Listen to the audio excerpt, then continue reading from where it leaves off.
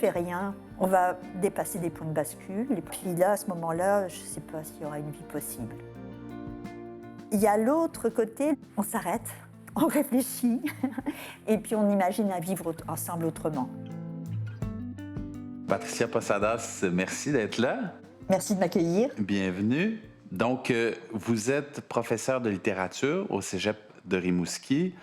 Vous êtes une citoyenne engagée. Vous êtes à peu près de tous les combats sur les questions écologiques. Vous êtes engagée, entre autres, dans Rimouski en transition. Je commencerai peut-être par vous demander d'où vous vient cette sensibilité-là à la question écologique. Je pense qu'elle vient de la jeunesse.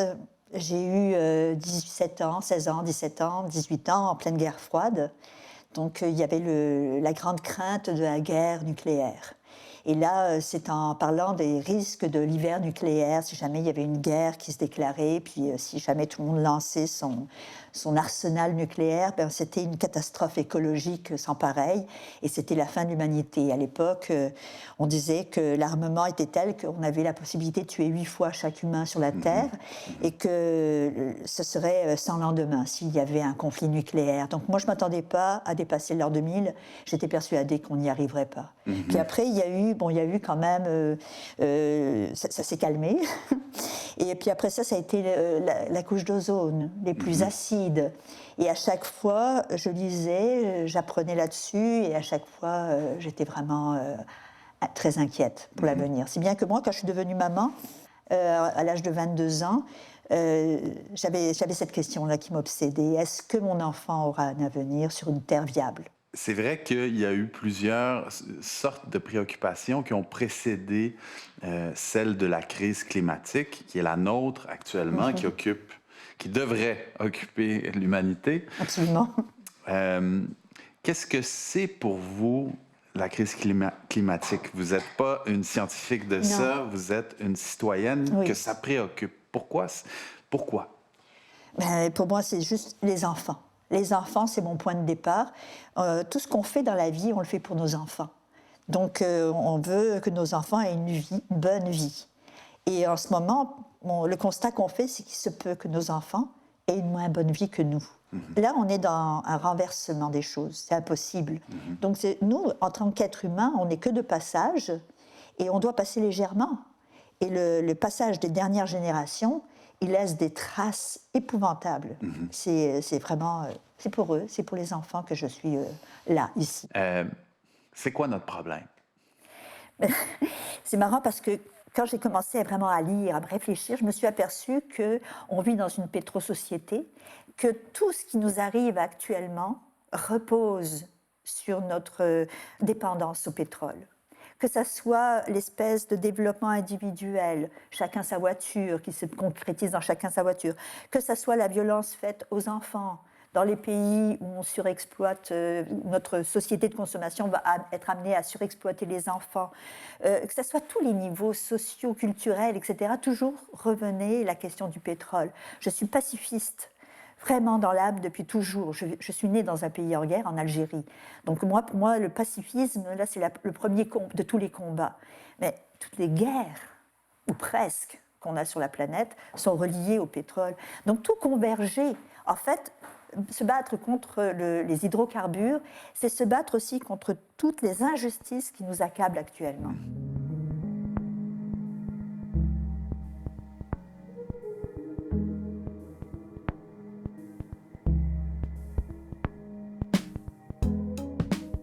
Ça a changé ma vie parce que je me suis engagée.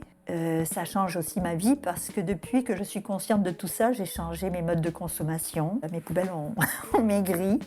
Je suis plus comme avant. Ça me change dans mes relations avec les gens aussi. J'ai perdu pas mal d'amis en chemin parce que c'est pénible d'entendre parler de ça, je comprends.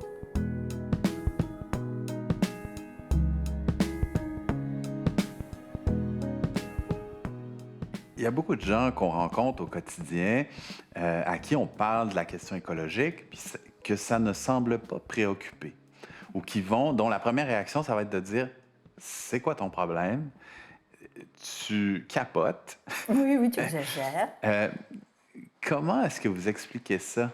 Qu'on en soit encore à expliquer les bases? Euh, mais il y a beaucoup de déni. J'enseigne, je suis enseignante, et je m'aperçois quand j'enseigne que la littérature, c'est pas un enseignement anodin. On n'apprend pas à lire. On apprend à lire la société à travers les livres. Donc à se poser des questions fondamentales à l'aide des livres, qui sont comme des espèces de fenêtres qui nous permettent de regarder des problématiques particulières de la société. Et je constate aujourd'hui dans mes classes ce que je constatais déjà quand moi j'étais élève: réfléchir fait mal, réfléchir fait peur. Être lucide, c'est pas une sinécure, au contraire. Être lucide, c'est se poser des questions tous les jours et accepter qu'on ne trouvera pas facilement des réponses et puis qu'on va mal dormir peut-être la nuit. Donc les gens résistent en premier de tout à la réflexion, parce que tout individu normalement constitué va chercher plutôt son confort. Et le confort intellectuel est une donnée importante aussi pour être en paix. Donc il y a la résistance à la réflexion. Ensuite, si jamais on réfléchit moindrement puis qu'on prend conscience des problèmes, il faut agir. Et là, c'est encore une autre inertie par-dessus laquelle il faut passer, là. Donc les gens qui, en ce moment, font quelque chose, sont dans l'action, sont assez héroïques. Je m'estime dans le milieu, dans le lieu. Je trouve que je suis par moments héroïque et folle. Parce que c'est que les gens travaillent fort, les gens ils ont des paiements à faire, les gens ils ont des obligations, ils ont contracté toutes sortes de prêts ou de. Souvent les gens ils n'ont pas de recul. Hein? Non. Il y a Albert Jacquard qui disait. Albert Jacquard, généticien qui a beaucoup travaillé pour la cause environnementale, il disait entre autres: s'il est vrai que la loisiveté est la mère de tous les vices, l'excès de travail est le père de toutes les soumissions. Nous travaillons énormément, tous, beaucoup. Mes élèves travaillent énormément. Ils travaillent à fabriquer leur avenir en étant dans les cours, en faisant leurs devoirs, mais en plus de ça, ils travaillent dans des magasins, un peu partout. Ils font des 15, 20, parfois plus que ça, d'heures de travail par semaine. Ils ont des horaires hyper chargés, ils travaillent tout le temps. Ils n'ont plus de temps vraiment pour, par exemple, une vie parascolaire, pour une vie associative. Et on est tous dans cet état-là. Et non seulement on a le travail, mais en plus ça, on a des enfants. Puis nos enfants, il faut les amener cours de danse, cours de gym, cours de piano. Voyons, il faut les occuper. Ils ont des agendas de ministres, nos enfants. Et nous, ça nous transforme en transporteurs. Donc on est tous pris par nos obligations. Et au final, quand est-ce qu'on vit? Quand est-ce qu'on se rencontre? Quand est-ce qu'on parle? Et je le vois qu'on ne parle pas beaucoup. Et là, s'il y a une différence que je vois entre les jeunes d'aujourd'hui et peut-être les jeunes d'autrefois, c'est une perte de vocabulaire. Parce que le vocabulaire se développe en discutant avec l'autre. Quand on parle entre soi, là, on ne va pas développer son vocabulaire. Mais la rencontre avec l'autre... La joute verbale, oui. C'est curieux parce que les deux grands systèmes du 20e siècle, le communisme et le capitalisme, ont tous les deux affirmé et dit qu'à un certain moment, on en arriverait à la société où on aurait du temps, la société des loisirs. Et dans aucun des deux cas, on y est arrivé. Non. Voire, on est arrivé au contraire, exactement. Ah oui, on dirait que si jamais... c'est même très mal vu. C'est très mal vu de ne pas travailler. Moi, je vais prendre ma retraite bientôt. Pour certains, c'est une catastrophe. Qu'est-ce que tu vas faire? Puis, j'espère pouvoir être. Je crois que c'est le plus important. On est toujours en train de faire. On n'est pas l'homo sapiens, on est l'homo faber. J'en reviens pas, là. On est toujours dans le faire. Puis être, c'est tout un autre travail. C'est tout un autre... et ça fait peur.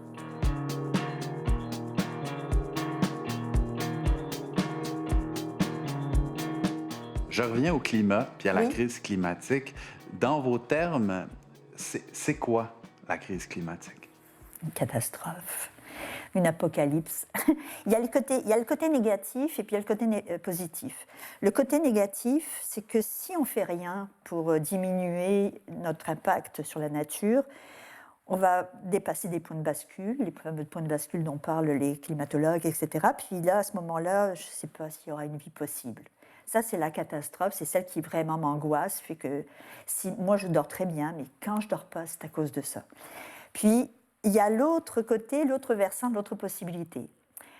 on s'arrête, on réfléchit, et puis on imagine à vivre ensemble autrement. Et cette possibilité, en ce moment, cette crise climatique nous touche tous. On est tous concernés sur toute la planète.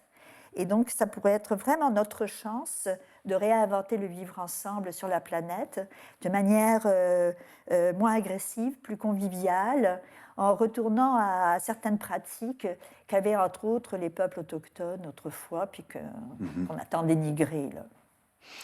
Quand vous devez l'expliquer, parce que ça doit arriver, par exemple, vos étudiants ou des gens que vous croisez qui ne sont pas sensibles à cette question-là ou qui n'en savent pas grand-chose, comment est-ce que vous l'expliquez? Oh, mais moi, je ne m'attarde pas qu'au changement climatique quand je leur en parle. Je dis que notre société génère 3 problèmes. Un changement climatique provoqué par l'émission de gaz à effet de serre qu'on jette dans l'atmosphère, c'est clair, mais aussi il y a l'épuisement des ressources qui nous menace, l'épuisement des sols et l'effondrement de la biodiversité. Je leur parle de ces 3 aspects-là, parce que souvent les gens vont dire on va changer le mode d'énergie, on va laisser de côté les hydrocarbures, puis on va faire de l'électricité propre, et puis là on va pouvoir continuer comme d'habitude. Mais non, c'est parce que la problématique actuelle n'est pas liée qu'au changement climatique, elle est liée aussi à l'épuisement des ressources et à l'effondrement du vivant. Donc ce sont ces 3 aspects que je leur présente, puis là je pense qu'ils me trouvent un peu lourde. Parce que dès qu'on parle de comment on appelle ça, du gaz, des hydrocarbures, d'énergie, ils ont tous leur solution, c'est la voiture électrique. Et ils sont super heureux avec ça, ils ont trouvé la panacée universelle. Mais on sait bien que c'est pas ça. Vous ne pensez pas que c'est la voiture électrique qui va nous sauver? C'est pas le transport individuel qui va nous sauver. C'est pas l'individualisme qui va nous sauver. C'est une nouvelle forme de collectivisme, et pas, évidemment, certainement pas la russe ni à la chinoise, on oublie ça, là, mais une forme de partage, on ne pourra pas rester comme on vit actuellement, c'est pas vrai. Parce que la voiture électrique, le transport en commun électrique, oui, les trains, les nouveaux trains avec les trucs statiques et tout ça, peut-être, mais on ne peut plus continuer à vivre tel qu'on vit, nous, les Québécois, par exemple, avec nos grandes maisons, nos voitures individuelles, chacun son petit jardinet et des grandes banlieues. Là. On ne pourra pas continuer comme ça, parce qu'il n'y aura pas assez de ressources pour tout le monde. Mais quand vous dites ça aux gens, on parle de train, on parle d'autobus, les gens considèrent que c'est une utopie. Oui. De quoi on parle? C'est quoi votre problème avec le transport solo? Mon problème avec le transport solo? Un exemple, mes élèves. La majorité de mes élèves, 80% des élèves à peu près au collégial, travaillent. Sur ce nombre-là, il y a peut-être 30% qui travaillent pour payer ses études vraiment, qui en a besoin. Le reste, c'est surtout pour payer la voiture, l'automobile. Et quand je discute avec eux, je donne un cours sur la communication, là, entre autres, on parle de publicité. Et j'arrive toujours à un moment donné où je leur dis qui a une voiture. La majorité lève la main. On le sait, on a moins d'élèves qu'avant, mais notre stationnement est plein. Donc, alors qu'avant, il y avait des places libres et on était beaucoup plus nombreux. Donc, on le sait. Il y a de plus en plus d'automobiles. Oui, de plus en plus d'automobiles. Même chez les gens qui n'ont pas nécessairement les moyens. Même chez ceux qui n'ont pas les moyens. Alors, la majorité ont des voitures. Pourquoi avez-vous des voitures? Pourquoi avez-vous des voitures? C'est pour venir à l'école, pour un petit nombre de personnes. Pour les autres, ils habitent à côté de l'école. Pourquoi avez-vous une voiture? Et je leur demande quelle valeur vous associez à la voiture. Et ils ressortent toujours le même terme, c'est la liberté. Et là, je leur montre les publicités depuis 1930. Et dans les publicités, le mot liberté, autonomie, découverte, etc. sont toujours mis de l'avant. Et je leur demande toujours, est-ce que vous êtes vraiment libre? Qu'est-ce que c'est que la liberté? Ça repose sur quoi, la liberté? Est-ce que ça repose sur la possession d'objets ou sur le temps dont on dispose pour faire ce qu'on aime? Est-ce que vous avez le temps de faire ce que vous aimez? Non, donc vous n'êtes pas libre. Votre temps, il est pris pour travailler, pour payer votre voiture et tous les frais afférents à la voiture, stationnement, assurance, etc., j'en passe. Donc en fait, croyant fabriquer leur liberté en achetant une voiture, ils fabriquent leur enchaînement, leur enfermement avec la voiture. C'est spécial quand même. Est-ce que vous avez l'impression, puis c'est drôle parce qu'on a toujours associé la jeunesse, particulièrement les étudiants, au mouvement progressiste, mais là, ce que j'entends de votre part, est-ce que vous avez l'impression que vos étudiants sont plus conservateurs que vous? Non, pas plus que quand on était à mon époque, je pense pas. Je pense que la peur du changement, là, ça c'est inné. Là. Les enfants ont peur quand on change de maison. Avec les enfants, c'est la catastrophe, ils vont faire de l'angoisse. La peur du changement, là, c'est vraiment propre à l'humain. Ils ne sont pas plus conservateurs que nous, mais ils ont été moins exposés que nous aux idées de pensée collective, par exemple. Ils ont été ils ont des petites familles.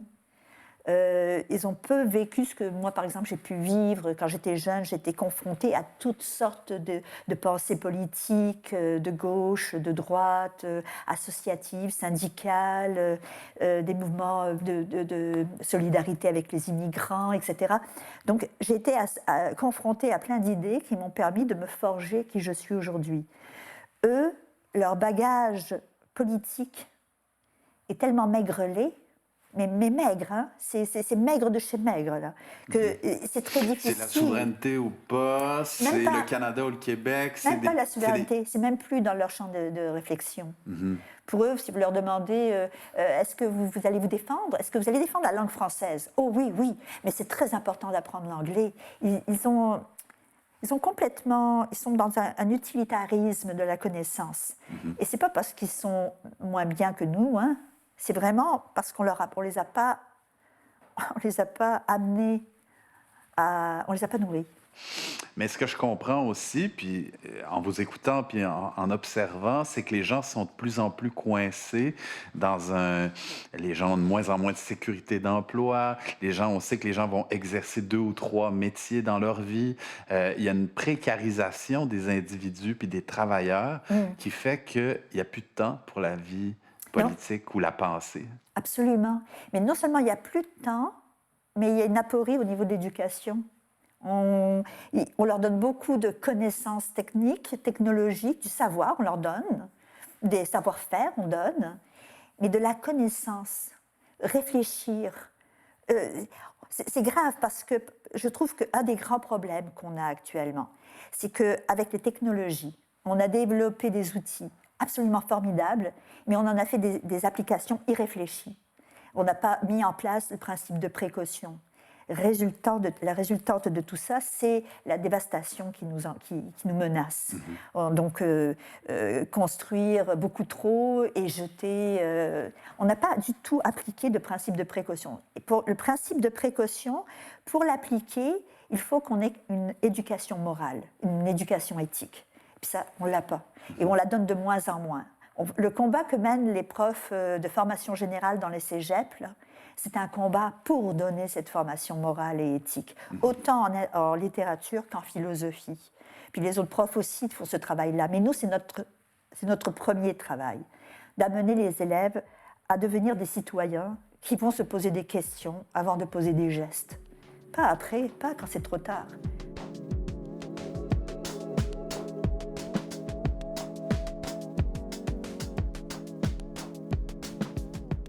Ça va demander une remise en question de soi, une remise en question du fonctionnement au Québec, entre autres le déplacement.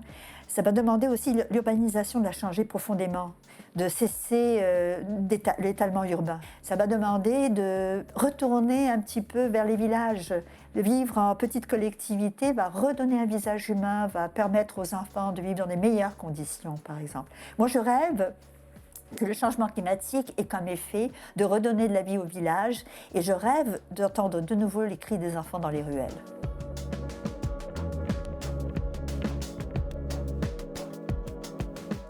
Le gouvernement canadien, le gouvernement de Justin Trudeau a été élu notamment sur l'idée qu'en achetant un pipeline, en sortant 3 fois plus de pétrole de l'Alberta qu'on le fait en ce moment, grâce à ce pipeline-là, on va pouvoir faire la transition écologique. C'est ça le pitch de vente. Qu'est-ce que vous en pensez? Je suis sans mots devant une telle aberration intellectuelle. C'est une aberration intellectuelle. Je ne sais même pas s'ils se croient, s'ils arrivent à se croire eux-mêmes. En ce moment précis, on doit arrêter d'émettre le plus rapidement possible des gaz à effet de serre dans l'atmosphère.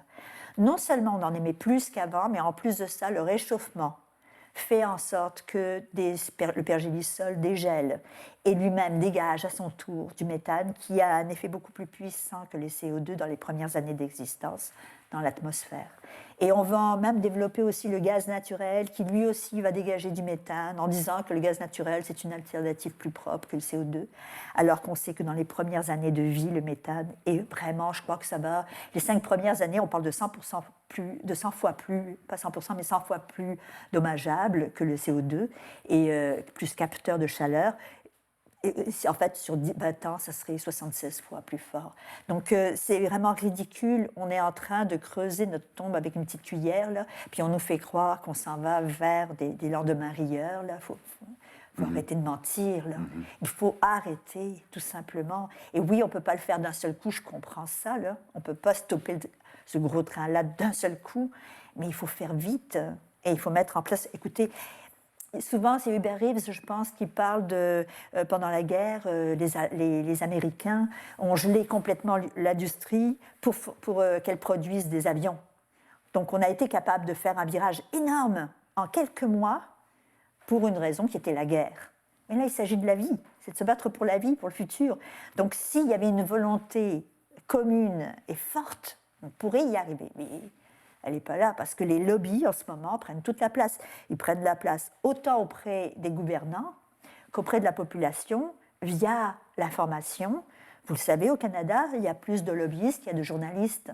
Donc, quand les journalistes écrasés par le travail, en difficulté de recherche, en manque de recherchistes, qu'est-ce qu'ils font? Ils diffusent des communiqués de lobbyistes. Donc, les gens ne sont pas informés, vraiment, et rien n'est fait pour qu'ils puissent s'informer suffisamment. Et on a l'impression que c'est impossible. Depuis que je milite, j'ai rencontré une pléthore d'individus extraordinaires, plus engagés les uns que les autres, plus articulés les uns que les autres, qui n'en dorment pas, qui n'en mangent pas. Ils ont toujours le nez dans les archives, en train de fouiller, en train de chercher. Ce sont les gardiens. Ce sont des gens qui sont investis du devoir de protéger leurs concitoyens de ce qui s'en vient. C'est vraiment extraordinaire. Je n'ai jamais autant admiré et méprisé aussi. Les moments où j'ai été les plus désespérée dans les dernières années, c'est vraiment, enfin, c'est l'année passée. Et j'ai écouté plusieurs conférences, j'ai lu plusieurs livres sur ce qui s'en vient si on ne bouge pas. Ça, là, cette prise de conscience, quand on l'a fait, les premiers temps de la prise de conscience, là, quand on écoute un Pablo Servigne, par exemple, ou qu'on lit sur l'effondrement, c'est très dur. C'est très, très dur. Parce que là, on se dit, est-ce qu'on va y arriver? Là, on se sent vraiment impuissant. Mais accepter la puissance, là, c'est une trahison. Donc, il faut vraiment... On a tous un potentiel, une possibilité d'aider à travailler à la vie. De toute façon, on est des êtres vivants. Donc on a cette puissance-là d'être en vie. Il faut que cette vie elle serve à quelque chose.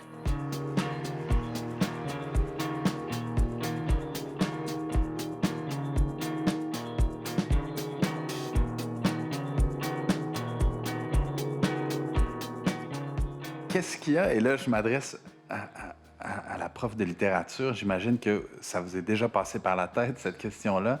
Mais qu'est-ce qu'il y a dans ce que vous enseignez, dans les livres, dans la littérature, pour nous aider en regard de la crise climatique? Alors, j'ai pensé à ça. Et si vous permettez, Ben oui. J'ai amené vous quand avez même... apporté, oui, j'ai un amené... livre. Je pense que la littérature, pour moi, c'est vraiment ce qui m'a appris à réfléchir, ce qui m'a appris même à aimer, à vivre avec les autres. C'est vraiment toute une école. C'est une école universelle, en plus de ça, parce que la littérature japonaise, la littérature russe, la littérature chinoise, etc., nous apportent vraiment énormément d'informations sur l'humain, de façon plus large. Hein. D'ailleurs, même la littérature tibétaine est extrêmement intéressante et décoiffante. Puis cette année, je donnais un cours et puis, entre autres, j'ai préparé des notes de cours, puis j'ai mis la littérature au service de la vie et contre la guerre. le pacifisme reste pour moi très important. Puis comme dans le parcours qu'on doit faire, on va à moitié du 19e siècle jusqu'à aujourd'hui, ben on passe par 1870, la guerre contre la Prusse, France-Prusse, qui va mener à 1914, 14-18, puis qui va mener à 39-45, chaque guerre accouchant d'une autre guerre. Donc c'est sûr qu'il y a des textes qui vont être très durs, et là, c'est pour ça que j'ai mis celui-là, c'est Giono, c'est Jean Giono, qui est un écrivain qu'on a longtemps catalogué comme régionaliste, et pour moi, c'est un des grands écrivains de littérature française. Et L'homme qui plantait des arbres, c'est un texte que Georges Giono a écrit, a inventé. On pense souvent que Les Herboupiers est un personnage qui a vraiment existé. Non, c'est une invention. Et Georges Giono trouvait que son texte... Vous connaissez L'homme qui plantait des arbres, hein, je pense. Bien sûr. Ouais. Il pensait que L'homme qui plantait des arbres, c'était son chef-d'œuvre. Que là-dedans, il avait mis absolument tout ce qu'il pouvait donner.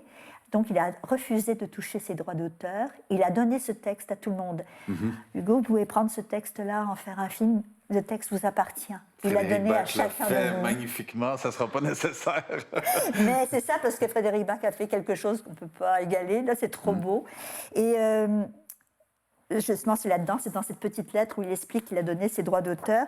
Et il y a une petite phrase, il y a une finale dans ce texte-là qui fait battre le cœur, enfin moi, me fait battre le cœur à chaque fois que je le lis, et qui me donne espoir, parce que c'est comment un seul homme peut transformer le monde qui l'entoure.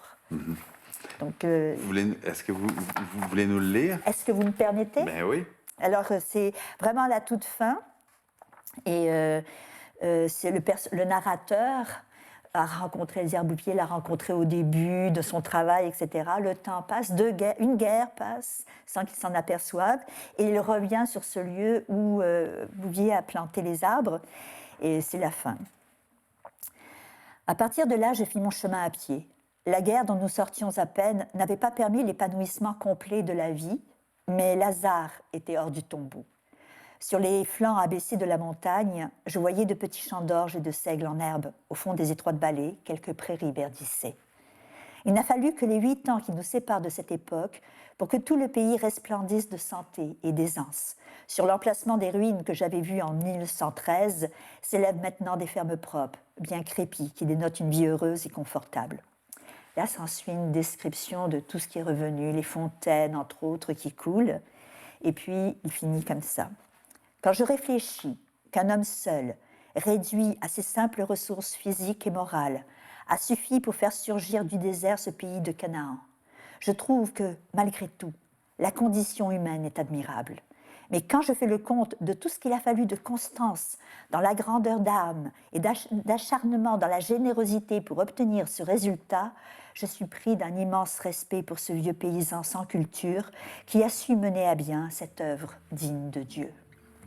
Et ça finit comme ça. Ben, merci beaucoup, Patricia Posada. C'était vraiment intéressant. Merci à vous. Merci d'être passé nous voir. Merci.